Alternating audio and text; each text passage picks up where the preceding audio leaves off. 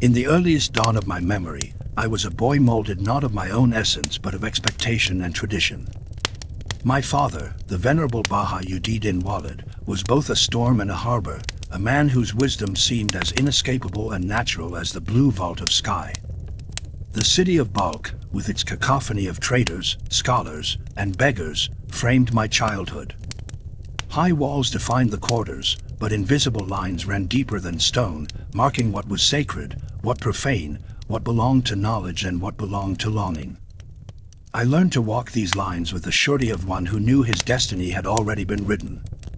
Days merged into each other with the rhythm of devotion.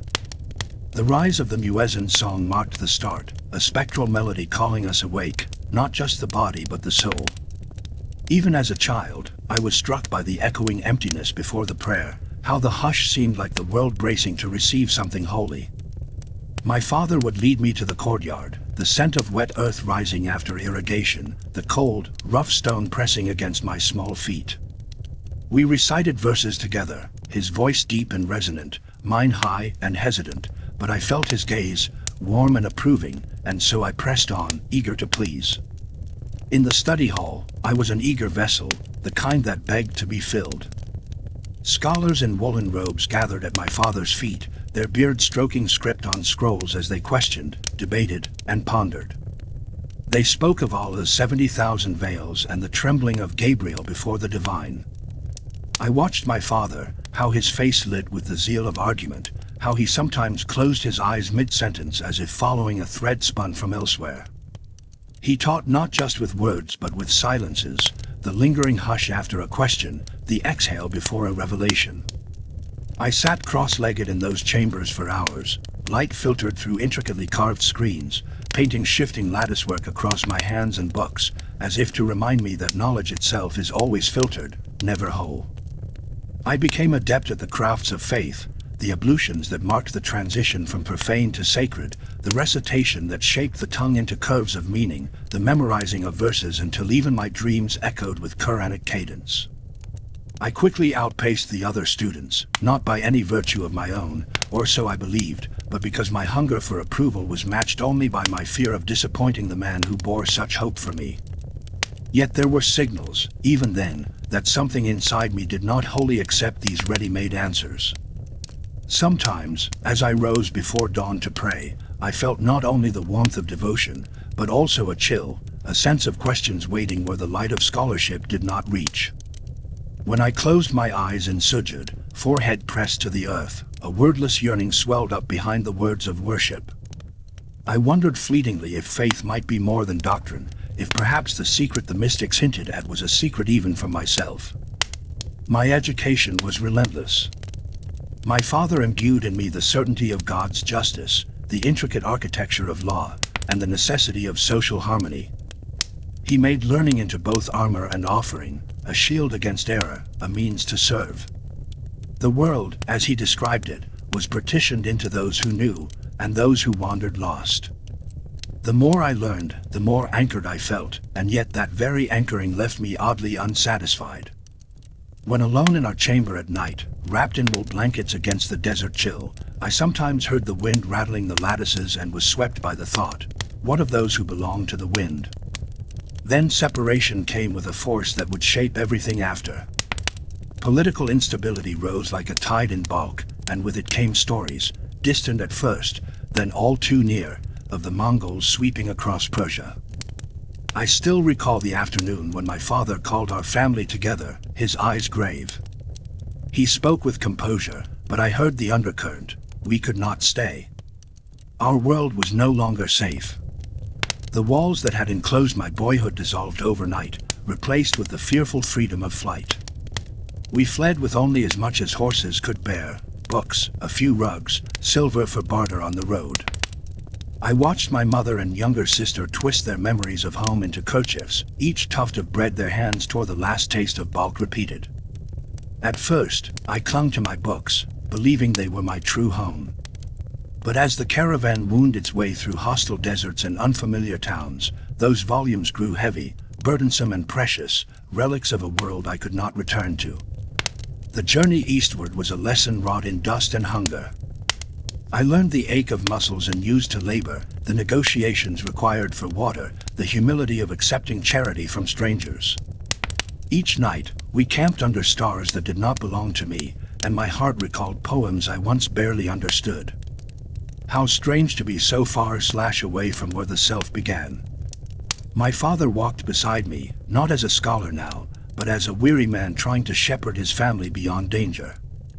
He offered comfort in the form of stories, a tale of Yusuf in the well, Ayub in the land of patience, Moses on Sinai. These tales, once mere parables, deepened suddenly into maps for endurance, for how to survive when the old life burns and the new is only smoke on the horizon. We reached Konya, a city unfamiliar in sight and spirit. My father found work teaching in a new madrasa. I was again thrust into the world of knowledge, but the certainties I once held so tightly now felt fragile. I saw in the faces of the townspeople the wary calculation reserved for strangers. In their eyes were questions and judgments that no volume of law could answer for me.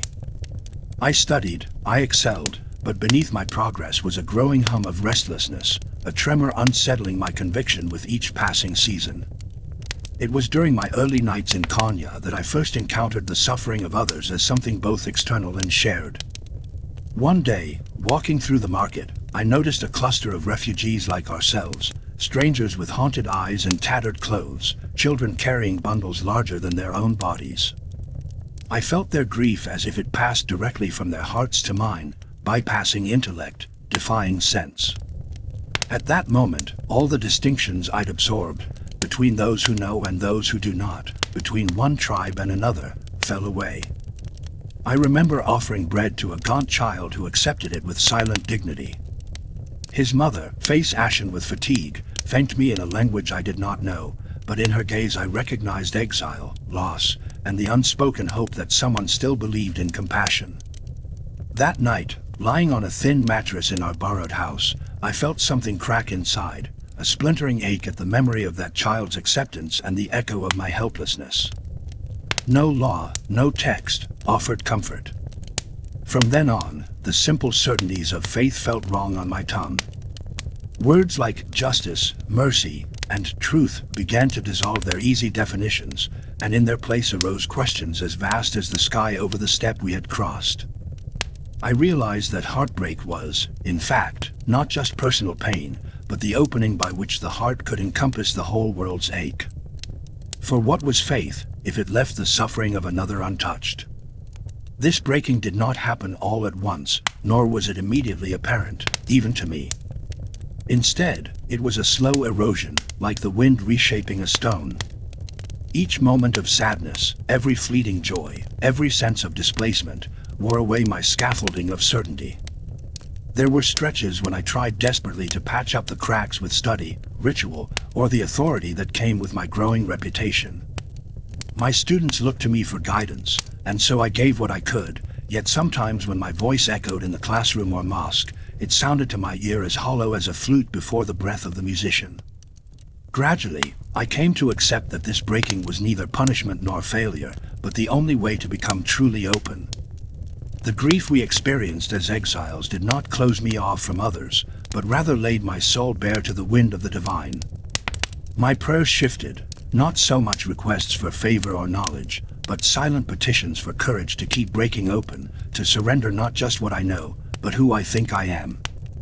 Years later, as teacher, poet, and wanderer, would realize that the first crack, that pain born from displacement and the recognition of shared humanity, was the doorway to every deeper mystery. In my youth I learned faith as construction. In exile, I learned faith as destruction and renewal. The true knowledge, the secret my father had pointed to, was not found in books, but in accepting that the heart must break and break again, so that it may at last become a vessel vast enough to contain the world's beauty and sorrow without end. The world began to fracture for me beneath a shroud of unfamiliar stars. I was no longer a child of bulk, nor yet anything else. I was suspended between a life I mourned and another I was forced, day by day, to accept. The sharpest shapes in memory are sounds, My mother's gentle packing of our belongings in dusk-lit rooms, the hushed directives from my father as news of marauders and unrest approached from the east, and the panicked flutter of pigeons above the mosque domes as if all creatures sensed an unraveling to come. When the Mongol threat became more than rumor, my father received word that our time had expired in bulk. The decision to leave felt less an act of will and more a surrender to necessity, like a bird startled skyward by instinct alone. I remember the last communal prayer in the courtyard, the way the earth chilled my forehead, as if even the ground mourned knowing the touch of our family would soon fade from its stones. My mother, veiled in silence, moved through the house collecting keepsakes stitched with memory, embroidered cloths, an old Quran, unset rubies from a grandmother, until our possessions were transformed into what could be carried or exchanged. I was 12, and forcibly emptied of place. That winter, we set out westward.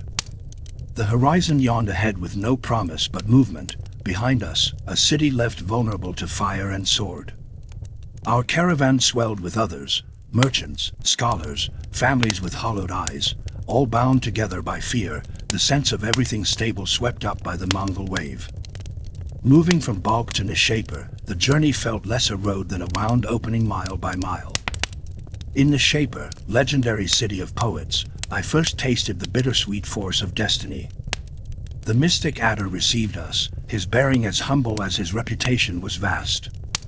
I still recall his gaze, how, upon seeing me behind my father, he uttered words I found incomprehensible then. Here comes a sea followed by an ocean. He pressed into my palm a book, the Isranama, heavy with truths I would only begin to understand decades later. In his blessing and gift, I felt a weight descend, a calling written on my soul that, though it frightened me, would ultimately illuminate all my wanderings. Yet the journey was not a pilgrimage of transcendence, but an exodus blistered by loss. Each city we entered, Baghdad, Mecca, and later Damascus, offered only temporary refuge. I saw learned men and ragged children alike grovel for scraps in strange tongues. I listened to the wild prayers of mothers whose sons were lost along the way, the untranslatable sorrow strung through their laments. The night sky was indifferent to our suffering, each campfire flickered with stories of home, each morning erased another layer of what had once felt certain. My father, once the great preacher in Balkh, now often silent, seemed both diminished and deepened by hardship. In Baghdad, as we supped on bitter lentils by a river bank, he confided in me that the journey itself was a teacher more pitiless and profound than any scholar. He spoke not of legalisms but of patience and surrender, of the necessity to let old forms die so the heart might be made fit for God. Even as a boy, I felt those words take root, a new kind of learning, one unmapped by the halls of the madrasa. From Baghdad, we journeyed on, entering the deserts and eventually the holy sanctuary of Mecca. Even there, I was conscious of being doubly exiled, a stranger in Holy Land, compelled to move again after the briefest taste of belonging. I remember my parents' prayers at the Kaaba, my mother's tears wetting the earth, my father's face set in stoic longing. There was solace in devotion, but also a growing realization that faith forged in comfort is easily shattered by tribulation. Only in turmoil does one's supplications become real. After the pilgrimage, we followed the ancient routes north, past the ruined cities of Syria, alleyways dense with memory. In Damascus, my father debated with Sufis and theologians, and I witnessed the breadth and clash of beliefs, not just certainties, but searching in doubt woven together as strands of one cloth. We journeyed onward to Anatolia, the land called Rum, where Seljuk princes offered asylum from the chaos of the East. The caravan miles had limned my childhood in dust and hunger, but each new city also offered me glimpses of lives lived differently, other ways in which God might be approached, through music, silence, poetry, or simply acts of mercy to strangers.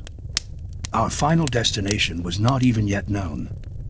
We settled first in Karaman, a city of stone houses and distant, snow-pale mountains.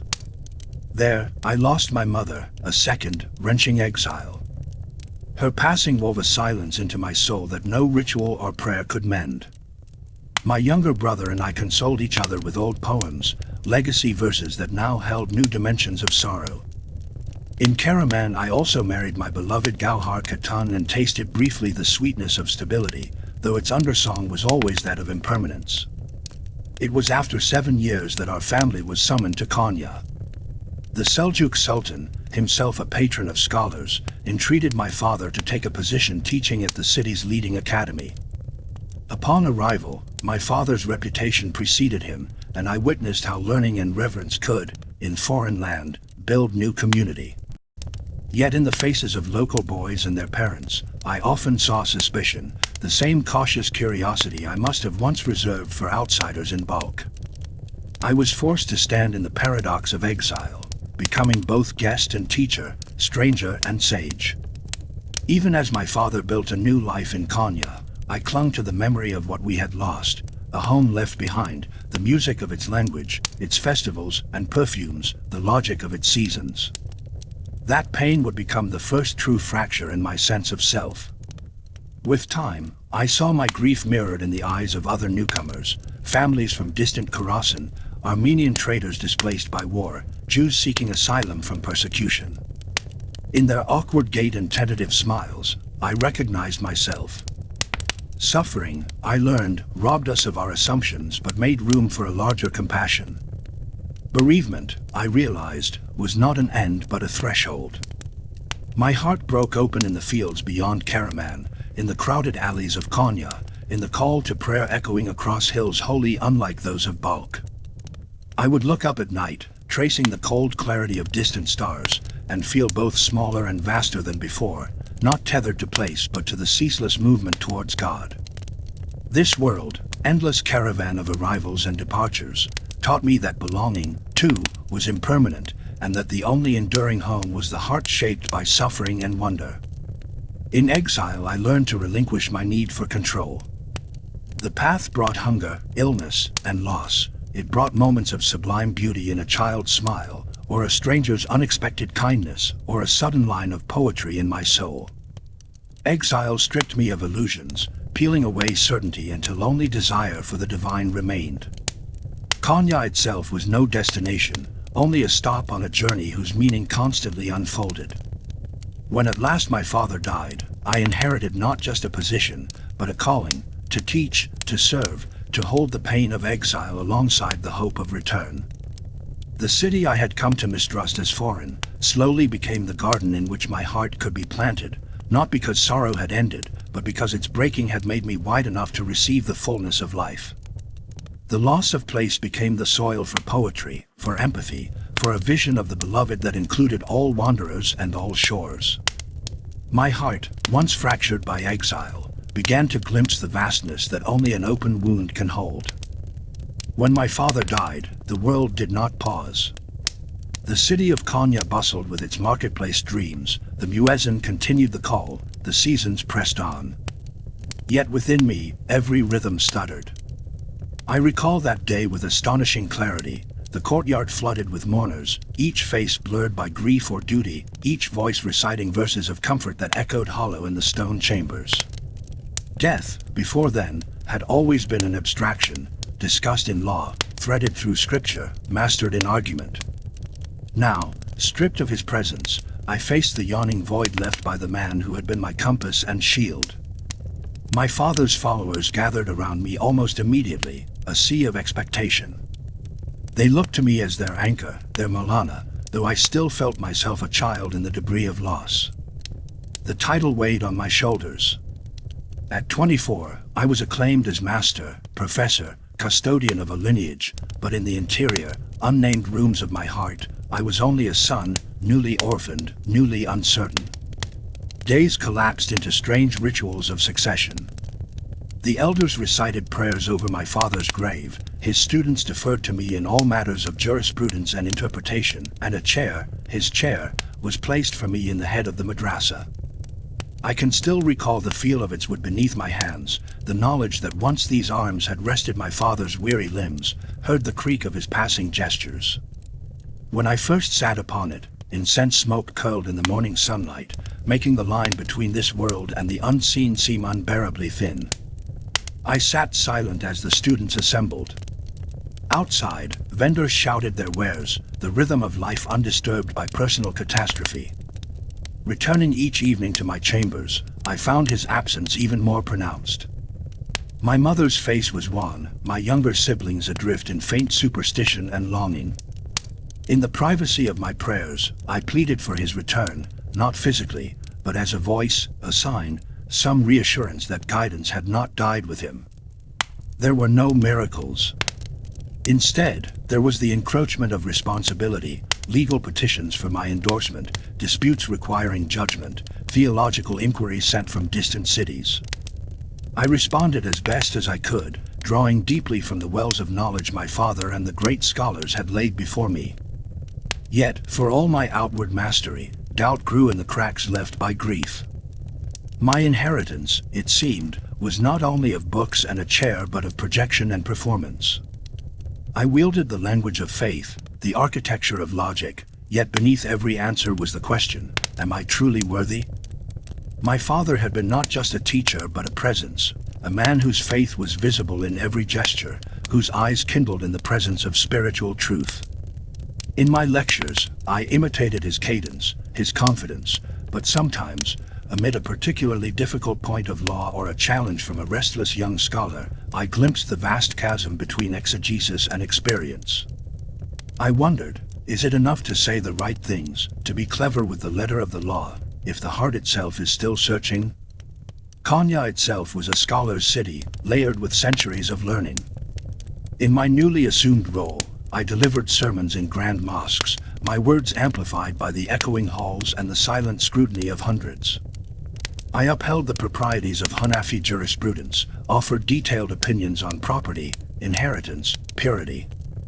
The elite came to consult me, the poor to seek justice, and ever so often a student troubled by the mysteries of the soul would linger after class, gazing at me as if I held the answers to suffering itself.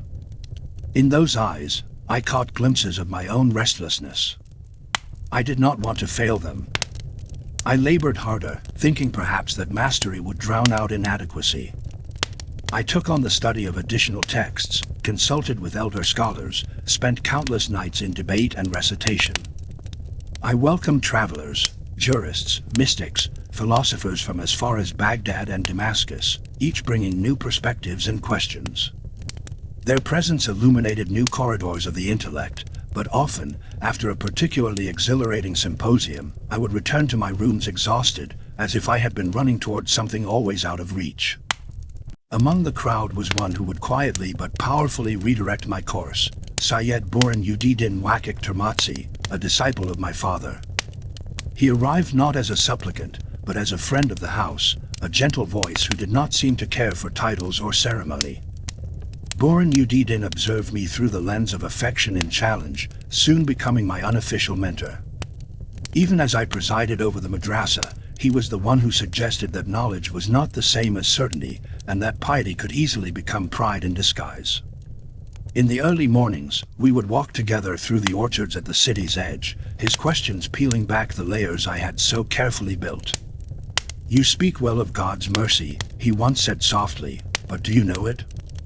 Have you let it break you?" Such queries pricked my ego and shook me with their simple, devastating truth. With every conversation, I realized how much of my faith had been inherited secondhand, how many of my certainties were only habits. Even my grief, initially sharp, now softened into a longing I could not quite name, a sense that something awaited me, just past the limits of the intellect. This period was not without its joys.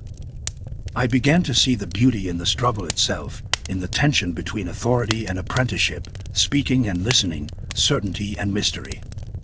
Sometimes, walking through the city, I would witness acts of humility or compassion among the townspeople, a beggar sharing bread, a merchant forgiving a debt, and in those moments, it was as if a veil lifted. I caught a flash of the love my father had spoken of, the presence of the beloved hidden among us. But there were also moments of acute loneliness.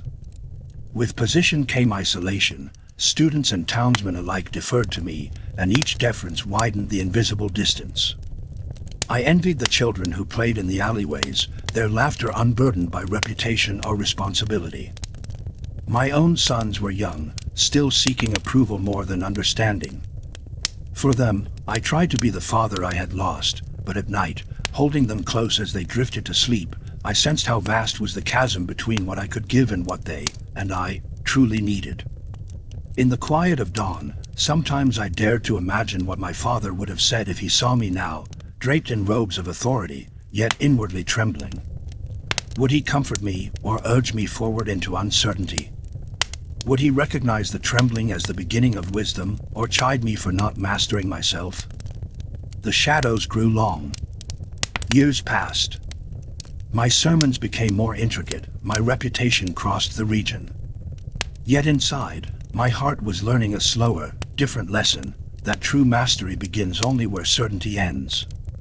The breaking of my heart was not a singular moment, but an ongoing, subtle hum, the echo of loss transmuted, over years, into the longing for direct encounter. My life outwardly appeared solid, invulnerable, yet daily, quietly, I was being hollowed out by questions for which there were no public answers, only the patient unspooling of time. Later, much later, I would understand that this period was a necessary schooling, a humbling ground where intellect was stretched beyond comfort, where leadership was stripped of illusion, and where grief could become a teacher more profound than any written text. The death of my father, far from closing the story, was only the first fracture, a wound that would let in the light for everything still to come. I remember the afternoon when he entered my life as vividly as the moment the sun burns away mist, sudden, blinding, and irreversible.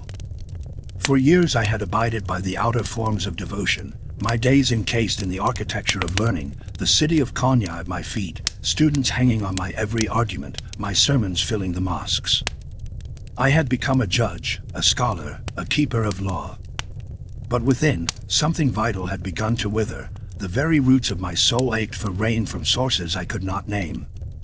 I felt it keenly in the long silences between prayers, the hollowness following applause, the growing suspicion that the path I walked was running out of destination. He arrived in Konya like a riddle disguised as a storm.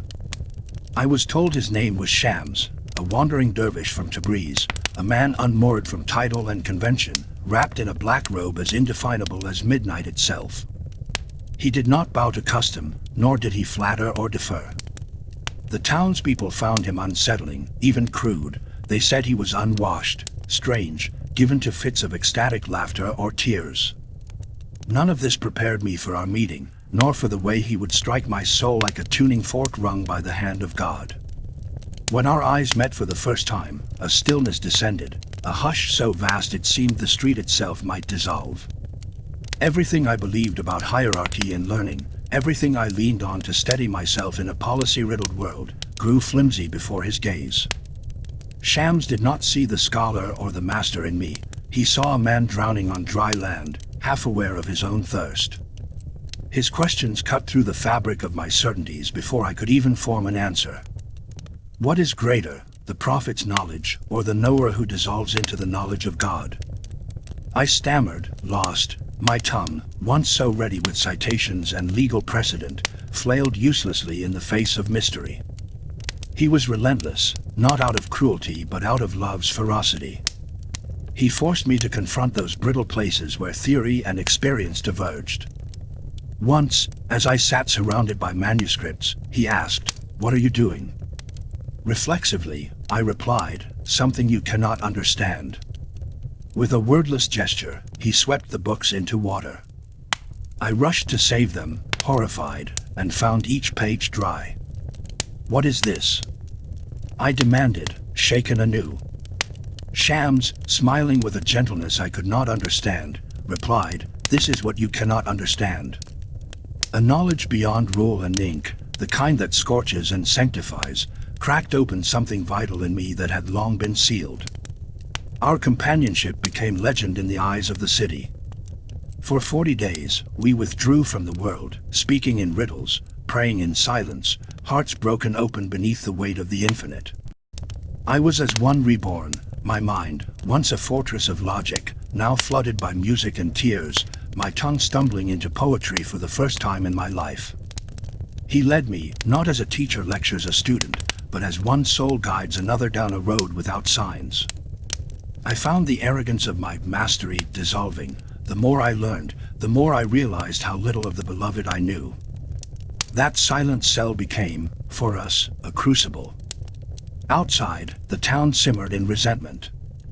My disciples, once loyal, grew confused, then jealous. Why does our master forsake us for this ragged stranger? They gossiped and plotted, unable to perceive the transformation underway within me. But I could not return to the old ways. Under Sham's relentless and loving gaze, I learned to empty myself, sometimes weeping, sometimes laughing uncontrollably, always teetering at the edge of dissolution. The scriptures, which I had intoned as law, now became songs that pierced my heart.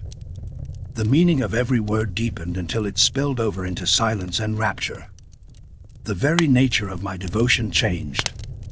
No longer did I pray for certainty or understanding. I prayed for surrender, for the heart to be broken wide enough to contain the ocean of the beloved. Shams taught me to whirl, a dance that left the world spinning away until only love remained. In those private moments, the I that had endlessly argued and judged melted away, leaving only the heat and ache of longing. But the fire that united us also began to burn those around us.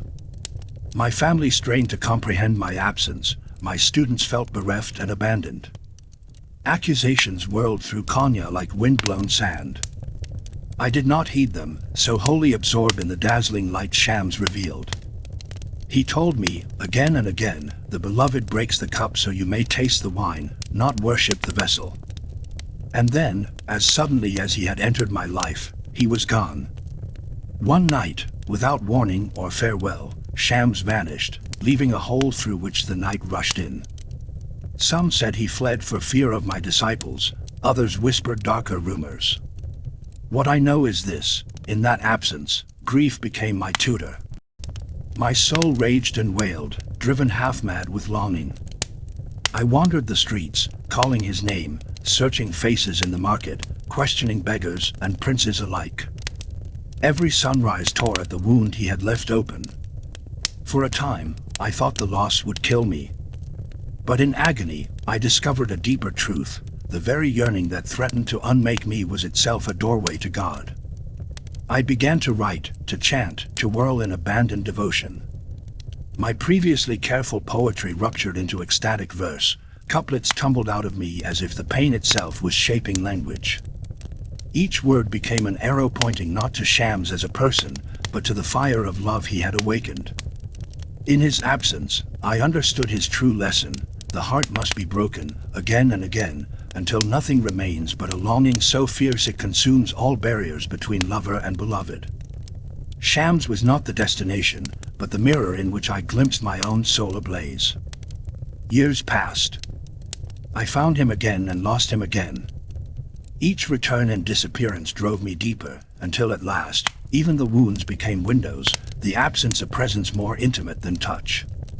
To love truly is to let the heart crack, to endure the burning so that it can become a vessel for the infinite. In this way, Shams became the earthquake and the mercy, the question without answer, the flame that made ashes of my certainties. And in those ashes, something wholly new was born, a poetry not of argument but of surrender, a music not of mastery but of ecstatic loss. It was then I understood, sometimes the greatest teacher is the one who arrives as a stranger, tears down your house, and vanishes, leaving you, trembling and barefoot, staring into a sky alive with impossible stars. When Shams vanished that first time, it was as if the axis of the earth had been tipped and set spinning without reason. The air in Konya grew thick and suffocating, more filled with whispers than with oxygen. There were murmurs even under the shadowed arches of my own home. Friends averted their eyes, disciples became strangers, every familiar surface transformed by suspicion and regret. The world, which not long before had shivered with newly awakened meaning, now seemed a barren vessel, emptied in a single night. At first, the shock numbed me.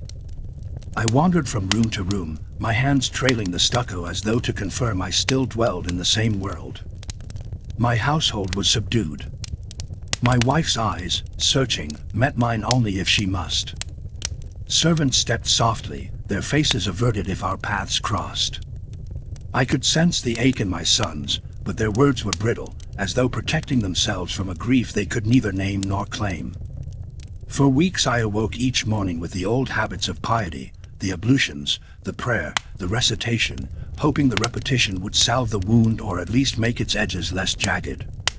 But the dullness would not last. Grief soon broke into tears that shocked even me. I raged at God and at fate, at the pettiness of men who could not bear the unfamiliar. I left my house and wandered the streets of Konya, searching in the faces of strangers for his impossible presence. For a time I refused to believe he was truly lost. I clung to rumors and mirages, saw his features in every market trader, heard his laughter in the cries of street children. I sent for news from every road out of the city, offered coins for any word of a wandering dervish, and posted notices at the gate, each new day another toll of hope's slow bells. My disciples tried to comfort me, but their words were salt. In their eyes I saw the knowledge of what they had done or allowed. I saw the guilt that grief could not erase. It was clear they wanted me to return to the old lecturer, the old scholar, the Maulana who spoke of the law with tranquil assurance and kept his ecstasies hidden. They could not understand that the man they remembered had died the moment Shams disappeared. Yet amidst the ruin, something else began to stir. At first it came as a whisper, a line of poetry uncoiling from the darkness. In sleepless nights, verses welled up, raw, unplanned, torrential. I would pace the stone floors, speaking aloud to the emptiness. How could I have known that loving would shatter me and turn my blood to rivers, my flesh to a cage of flames? How could I have known longing would drown me, and I would welcome drowning as the only prayer? I wrote because not writing would have put out the last trembling candle within me. Friends and foes alike marveled at the verses pouring from my tongue, but in them I recognized only a desperate invocation, a plea to be restored, not to Shams, but to myself. The city soon buzzed with tales of my madness. Let them whisper, I thought, let them name me heretic, madman, or fool. The world they wanted to preserve was as brittle as the bones of an old bird, and grief cared little for opinion or tradition. I combed the city and found nothing. My son urged me to look further. He himself had heard word of a dervish in Damascus who matched the wild rumors. In hope, I sent him, Sultan Walid, dearest of my children, on a mission that felt half blessed, half doomed.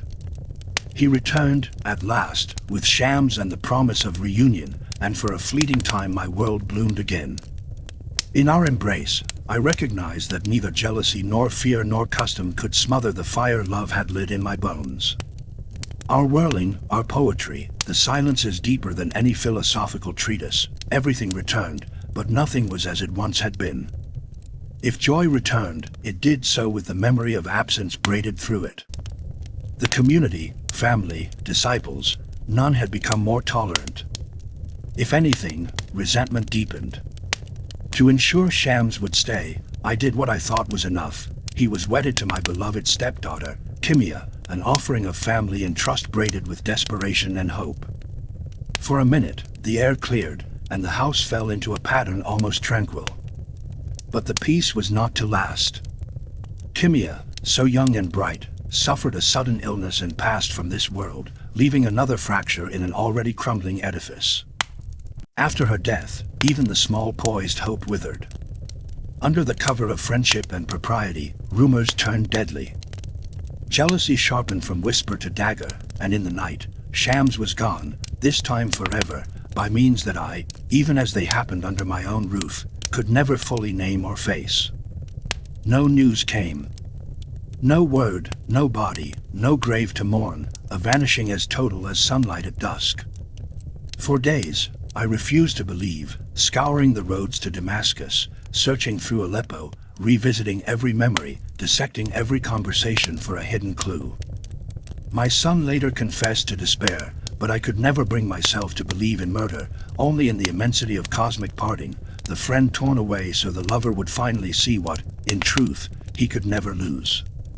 The city muttered that at last, with Sham's departure, would be restored to sense, to reason, to my seat as a respectable master. But they did not understand. It was only now, with this second and final rending, that the true lesson arrived.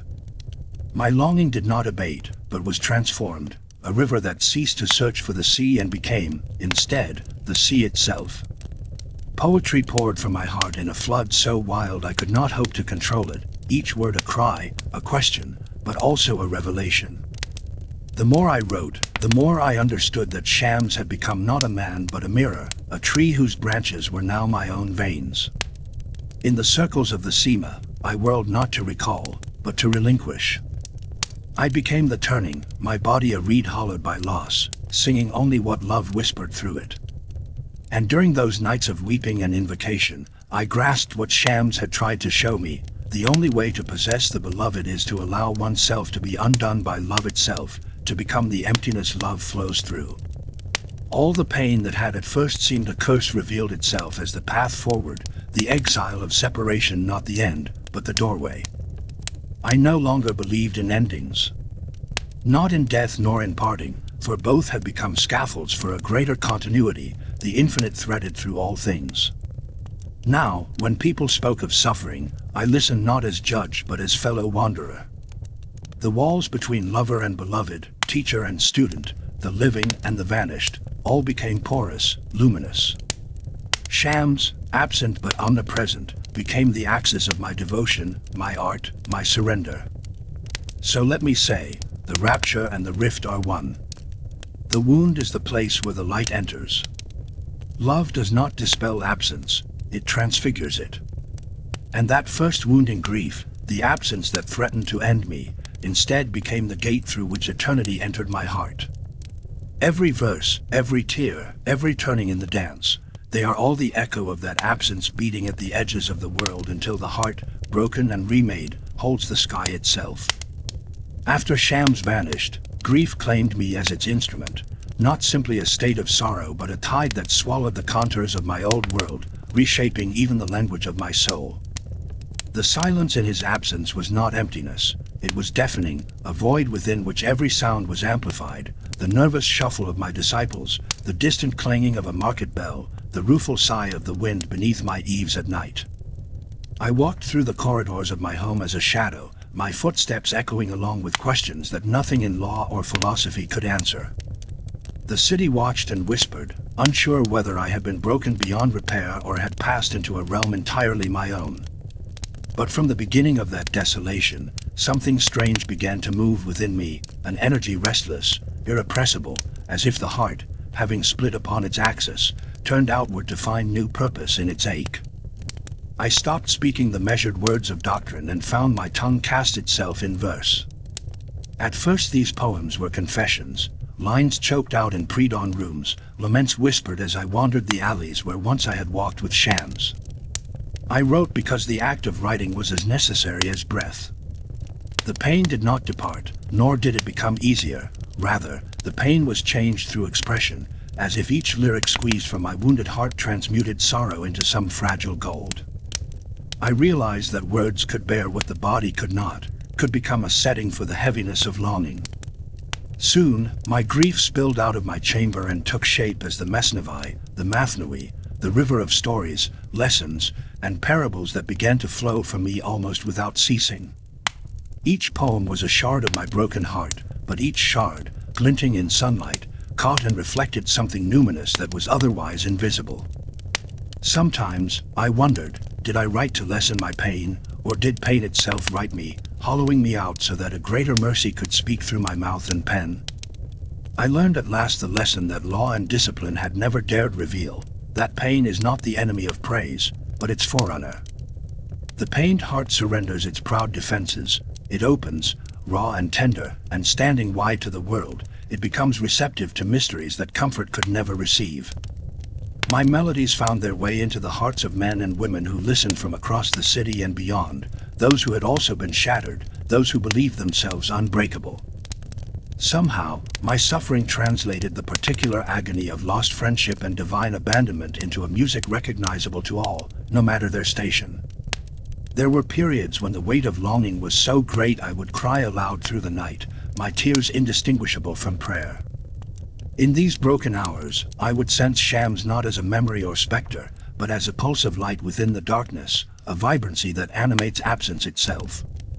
It was he, I saw, who had shown me the inexhaustible dimensions of loss, not to devastate me, but to break me open to a more resounding joy.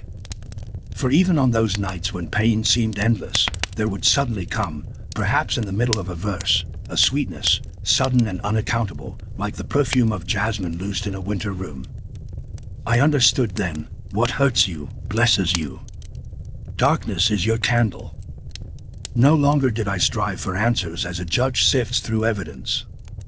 Instead, I became a flute, my breath, my sadness, blown through the reed's hollow, making music that belonged not to the reed but to the one whose lips gave it sound.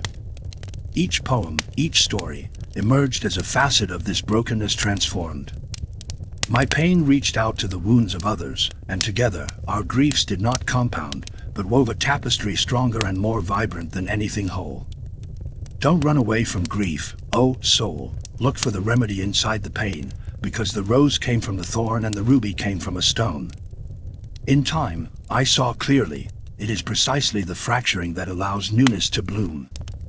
The Mathnoi grew as the days tumbled by.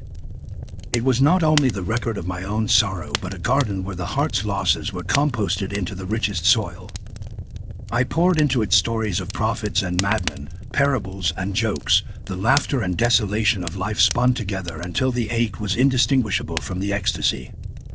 Each page, each couplet, was a prayer, an invitation for others not simply to mourn, but to enter into a deeper dance with consolation and the divine. Whirling became my way of embodying this truth. I spun, arms wide, letting go of all the pieces I could not mend, allowing them to fly away, leaving only the simple core, love and vulnerability. While others saw a ritual, I experienced demolition, a continual opening, a necessary breaking. Every turn further hollowed the heart, yet filled the emptiness with movement and song. Others came to believe that my poetry would heal them, and it does, sometimes, but not by promising escape from sorrow. Instead, my words urge, dance, when you're broken open. Dance, if you've torn the bandage off. Dance in the middle of the fighting. Dance in your blood. Dance when you're perfectly free. Through my art, I reminded the suffering that the wound is not to be hidden but to be sung. The wound is, in truth, the place where the light enters. With time, I saw that loss had drawn me nearer to all things. My heart, which once ached solely for shams, began to ache for every orphaned child, every grieving mother, every seeker hungering for beauty and meaning. Grief, accepted and trusted, turned me outward in compassion. My agony was now kinship, my yearning a simple invitation for every broken person to sit beside me in the circle of the ache. Thus, I saw that the beloved does not break our hearts to punish us or to leave us in ruins, but to clear away what stands in the path of love unbounded. Each time I surrendered to the breaking, I became less a scholar, more a musician, less a keeper of codes, more a devotee of the formless friend. By the time the Mathnoi swelled into thousands of verses, I no longer recognized the man I had been before Shams. Sorrow had not destroyed me, but had reshaped me into a poet, a lover, a singer of the secret music at the heart of the world. The breaking of my heart did not end, nor, I hope, will it ever. For in breaking, I became open. And in being open, I became everything I once believed myself to have lost. News reached me in Konya that Shams had been seen in Damascus. At first I did not let myself hope. Grief had hollowed me, and too many rumors of his whereabouts withered into nothing, leaving my heart raw and suspicious of comfort. But as more travelers spoke of a tall, wild-eyed dervish teaching in market squares and lingering by city gates in the holy city, longing budded in me again, hesitant as a shoot through winter earth. I debated, then resolved, my son Sultan Walid would go. I watched him ride out beneath the wan sky, bearing letters weighted with apology and promise, as if ink or entreaty could bridge the chasm that our jealousies and my silence had opened. Days stretched like parched skin. Eventually, word came, Sultan Walid had found Shams. They had spoken, my son pleading, bartering with the raw honesty of youth, vowing that Konya had changed, that I was not the only one wounded by absence. He told Shams, so the story goes, that his father was ill with longing, that regret had softened once stubborn hearts, and that the doors to my house, my heart, my spirit, stood wide. Shams agreed to return not for the city's sake, or even for mine, but for the love we had shared, a love that eclipsed reason and reputation. When the caravan returned, I hurried to the outskirts alone. Even after all the silence, I recognized Sham's stride, a gait shaped by years of wandering, robe worn thin by travel, face more sunburned, beard touched with new gray. My heart hammered as I approached, then broke open, voluntarily, gladly. We met not as master and disciple, judge and mendicant, but as two magnets, stripped of illusion, surrendering at last to the longing that had devoured us both. I knelt before him, and he before me, neither knowing who was the lover, who the beloved. That reunion beneath the bare apricot tree, in the hush before sunset, was not simple joy. It was a collision of pain, forgiveness, wild hope, a kind of resurrection. Our tears baptized the dust. In that moment, I understood, true reunion is not the return of the lost, but the crushing of every wall, even those built by memory and grief, between souls. In the days that followed, the city quickened with rumor. My disciples, shaken by my transformation and still quietly resentful of their displacement, watched with wary eyes. Some greeted Shams shyly, some with forced contrition, others with hatred barely veiled. He did not engage in these games. He came and went as if unacquainted with protocol, teaching in courtyards, whirling at the edge of marketplaces, surrounded by orphans and beggars, leaving riddles in the air like perfume. I, meanwhile, carried an almost unbearable fullness. Every encounter was tinged with the knowledge that all things are transient, that this reunion was a gift that bore within it the seed of another loss. But I would not waste these borrowed days in fear. We filled our time with searching conversation, laughter, and silence deeper than speech. I remember vividly one afternoon when we sat beneath the apricot tree, the sun fracturing through the young leaves. We spoke of the meaning of separation and union, the veil between longing and arrival. Shams plucked an apricot, rolling it between his palms. "You know," he said, glancing sidelong, "the fruit would never ripen except for the coldness of night and the heat of day. So too the heart, it must be chilled by exile and burned by reunion, over and over, until it bursts forth its sweetness." I felt every syllable thrum in my chest, echoing the journeys I had made within my own flesh.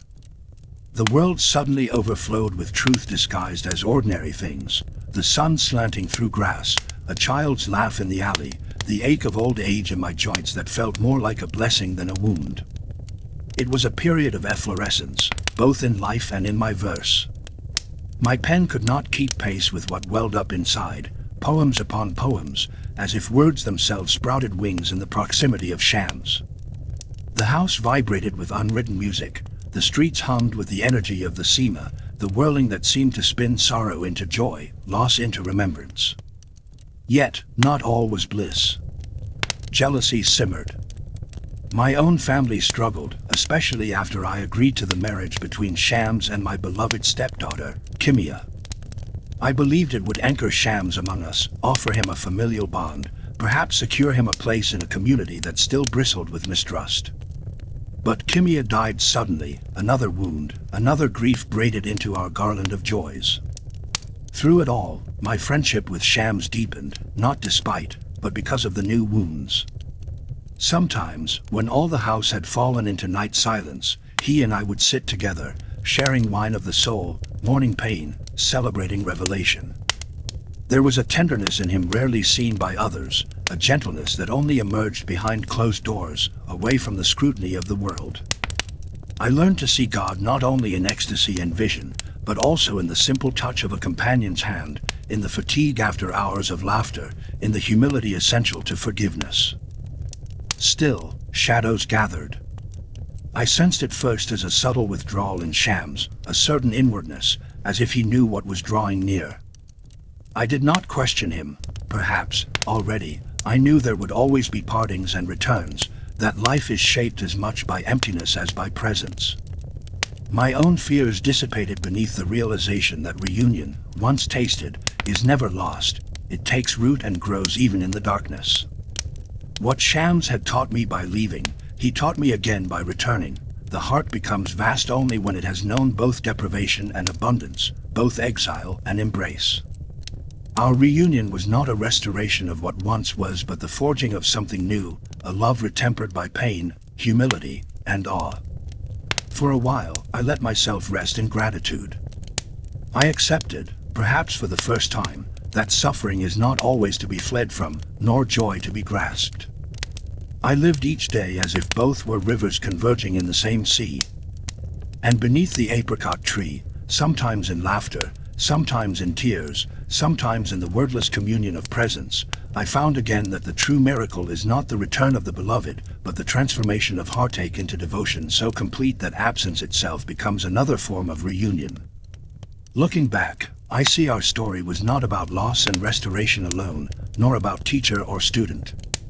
It was about the endless return, the way the sunlight threads itself through the wounded parts of the heart, mending nothing, illuminating everything, announcing, again and again, in every meeting and every farewell, that love is wider than all separation, deeper even than despair.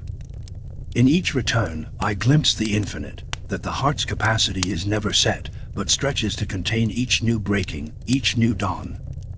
The final disappearance of Shams was unlike any absence I had known before, no sudden rending, no desperate searching, but a void both absolute and expansive.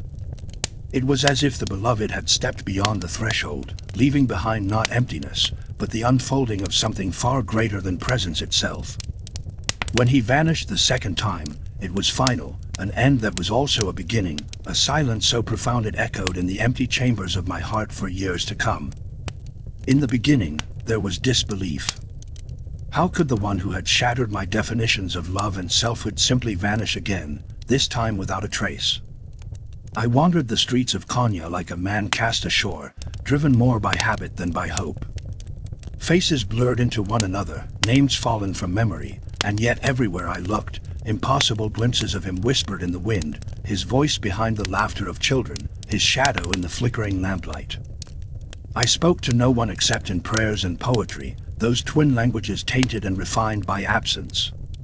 But as days became weeks, and weeks quieted into months, I began to understand that this disappearance was not loss in the usual sense. It was a gateway, an abyss whose depths were not to be feared but to be embraced. Shams had torn open the membrane of my small self, not to destroy, but to expand. The door he opened, once ajar, could never be closed. In the stillness that followed, I found myself drawn to a new kind of seeing. The I knew, constructed by status, law, scholarship, and even love, crumbled beneath the weight of this final parting. In its place grew an awareness of boundless spaciousness, a heart no longer limited by the fragile walls of identity. I saw that Shams was not a man to be grasped or held, but a force of transformation that had entered my life disguised as a stranger. The pain of losing him was, paradoxically, the liberation of my soul. At times, my grief felt less like pain and more like the ocean's ebb and flow, vast and mysterious, retreating and returning with tides I could neither command nor predict. I remembered his words, whispered in the nights we shared, that the beloved breaks the cup so we may taste not the vessel, but the wine. Now, without the cup, I was left with only the infinite, a presence so vast it filled all the spaces where absence had once dwelled. The city around me sought to return me to my former role, the learned Maulana, expert and teacher, but I was no longer that man. The abandonment by Shams forced me out of the comfortable corridors of authority into the wilderness of the unknown. The certainties of jurisprudence seemed pale shadows compared to the vibrant ache of an opened heart. I stood daily at the crossroads where knowledge yielded to surrender. In those days, my poetry became my breath, a way to articulate what speech could not hold. Each couplet was a stone cast into the well of absence, and from its ripples emerged insight and grace. Through my verses, I spoke not only to my own soul but to the souls of seekers who also knew the piercing beauty of loss. I learned that absence is not the opposite of presence, but another form of it, that love is not diminished by parting, but refined and enlarged. Whirling continued to sustain me, though it was no longer a dance of joy or celebration but one of surrender and transformation. My body spun not to escape grief but to embrace it fully, to journey inward where all boundaries dissolve. I learned that the breaking of the heart is not an end to life but a rebirth, a pilgrimage into a love so immense it outstrips the self entirely. I recall one particular night beneath the cold light of crescent moons when my spinning brought me to the edge of despair and revelation.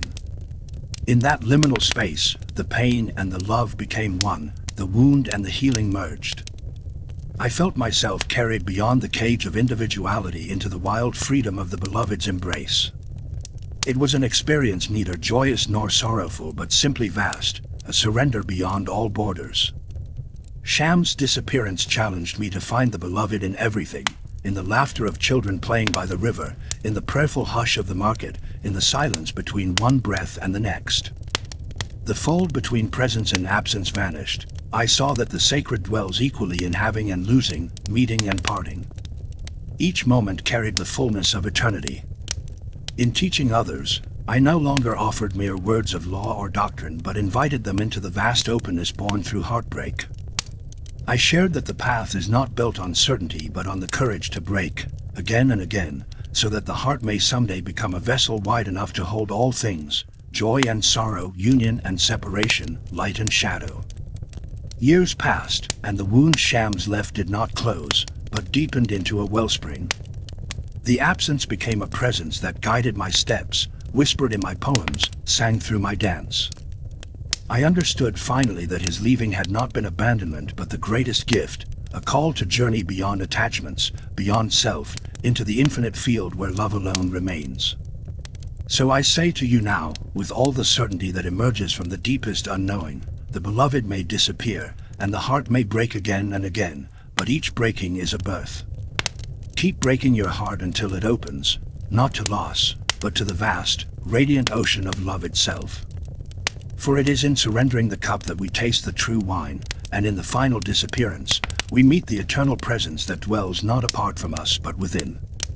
The dance began as a quiet trembling within me, an urge urgent but unnamed, as if the very bones of my body called out for release from the weight of unspoken sorrow and the prison of self. After Sham's final departure, my heart was splintered, raw, a chalice fractured yet not broken beyond repair. I found that spinning, the sema, became more than a ritual. It became a way to embody the journey from fractured selfhood to the boundless presence that only love could create. Each time I raised my arms and began to turn, slow and steady at first, I felt the shards of my heart grinding against one another, painfully sharp yet porous enough to allow the wind to pass through.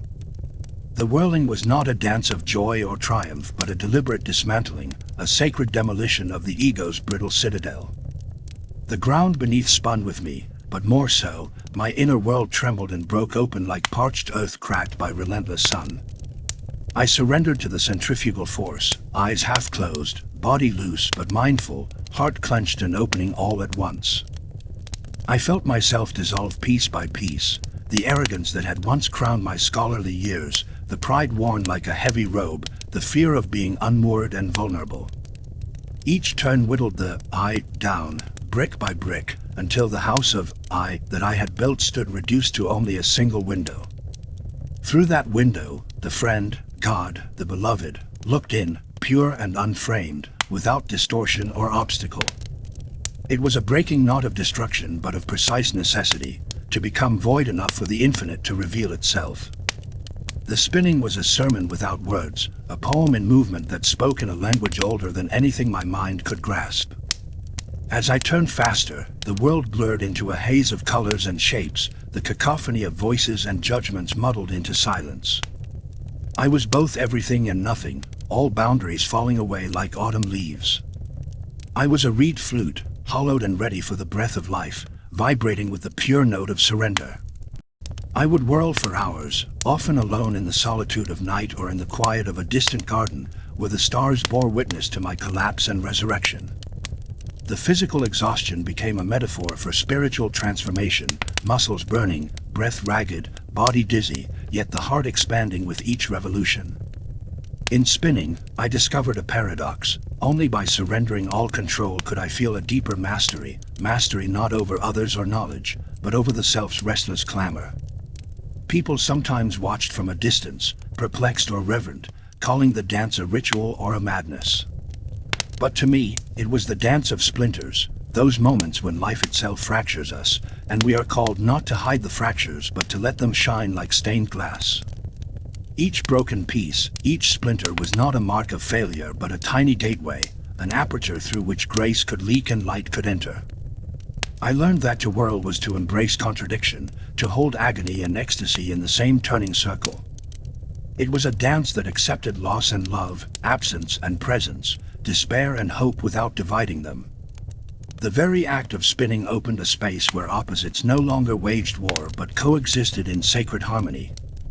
The self that had once clung to identities, scholar, father, master, became a swirling shadow destined to fade into the bright clarity of oneness. In those spinning moments, I glimpsed what the heart becomes after countless breakings, a vessel vast and wild, capable of holding joy without clinging and sorrow without breaking. I saw how the dance was a prayer, a surrender, a celebration, and a mourning all at once. It was the language of brokenness transformed, brokenness no longer the enemy of wholeness but its very source. Each turn carried me through the desert of loneliness and into the garden of intimacy with the beloved. The spinning taught me that love is not a static possession, but a moving, turning, endless event that reshapes the lover and the beloved alike. I felt my soul spread out like wings, ruptured but ready to fly, embracing the infinite sky behind and beyond the self. With time, the dance became a mirror for the world and all its fractures. I saw in every person's brokenness a reflection of my own, and in every shattered heart, a pattern of divine beauty waiting to be revealed. My spinning was a call to others to let go of their armor, to become splinters themselves, small, fragile, yet brilliant shards of the greater light. I teach through the dance that breaking is not an end but a beginning. To break the heart, to shatter it, means not to lose but to be made new, to be hollowed for love's fulfillment. Each fracture is a door, each splinter a note in the symphony of surrender. The dance of splinters is both an ending and a blossoming, a tearing open and a weaving together that leads to the secret place within where the friend waits eternally.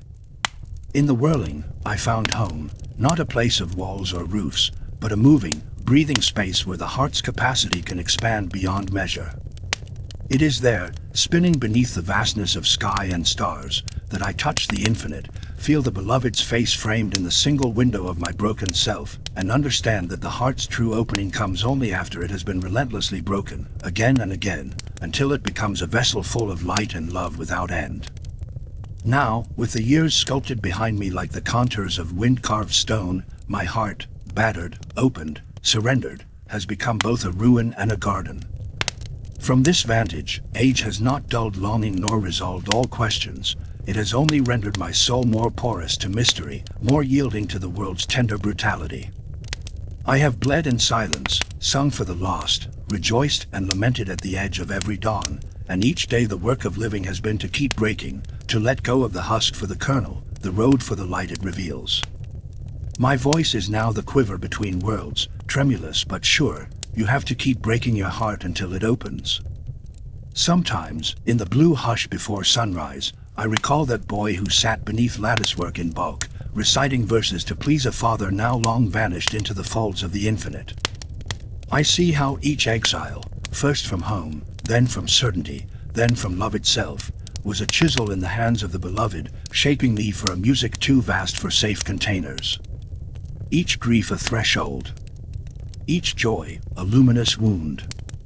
There were years when I believed wisdom meant fortification, to insulate the heart from pain with scholarship, with ritual, with the walls of law. Righteousness, I once thought, was a fortress. Then came the collapse. Shams, searing as lightning, broke open the fortress with a simple question, with an embrace that shattered every mask worn for approval or defense. His final disappearance tore the rest, and in that devastation, shorn of pride, of titles, of the illusion that I could grasp anything enduring, I felt myself widen like earth beneath spring rain, torn open so wildflowers might find root. I learned the language of surrender. I learned, at last, that praise is born where comfort ends. My poetry, my whirling, my every breath grew into a continual turning toward and away, a dance of unmaking that is creation itself. I became attentive to the cracks, in my own heart, in the world around me. Where a child's laughter rang out under a broken roof, where an old woman's hands trembled in blessing, where a beggar's hunger met kindness in a stranger's gaze. The garden of the heart, I discovered, is fertilized by sorrow, weeded by humility, watered by persistent hope. To keep breaking is not to court anguish for its own sake, but to refuse numbness, to attend to every presence and every absence until there remains no outside, only boundless inclusion. I have watched the faces of my students over the years as they come to me, sectioned off by their own invisible wounds. They bring me questions of law, of faith, of how to bear what seems unbearable. And I answer not with formulas, but with the story of my own breakings. I tell them, each time love departs, let it hollow you. Each time loss carves a notch, attend to it with gratitude. What you think is destruction is, in truth, an aperture, the point where light, at last, finds you. Resist the temptation to seal yourself against all future aches. Open and open again, until even the thought of separating yourself from the world becomes unthinkable. In Kanya's alleys, I have whirled until my senses slipped their tether, until I became less dancer than dance, the ecstasy outlasting the form. And when the dizziness passed, the emptiness left behind was not loss but fullness, the staggering realization that to be broken is to become vast, to become supple enough to cradle every grief and every delight. The house of I, raised and reconstructed 1,000 times, now stands with its doors thrown open to every traveler, its garden blooming with the wildflowers of longing. I do not fear the returning pain, for each one is the hand of the friend, stripping away illusion, inviting me deeper.